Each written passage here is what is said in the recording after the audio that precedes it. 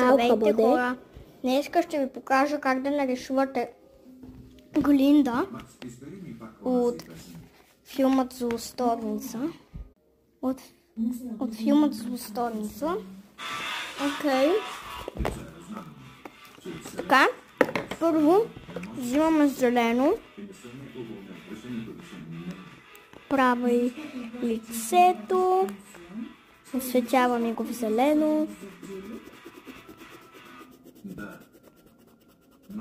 Ето така. Сега ни трябва черно.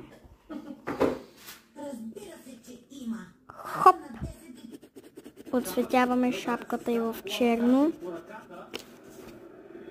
Хоп! Ето така.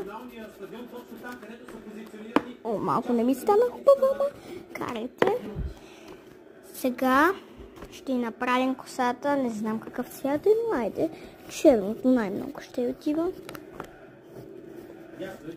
Като на вещица. Сега очите. Носа. Веждите. Устата. О, много голяма, няма нищо да. Сега червено, за да осветим устата и за да изложим бузки. Ето така. И готова е нашата Глинда, т.е. само главата е готова. Сега да направим дрехите и тялото. Глинда как? Алхаба как изглеждаше? Не знам, ще написам някаква рокля.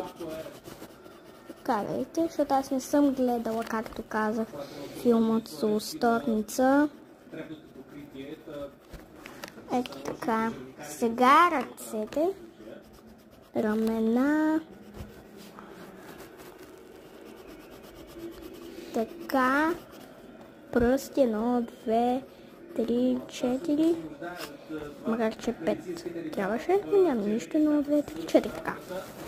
И остават само краката.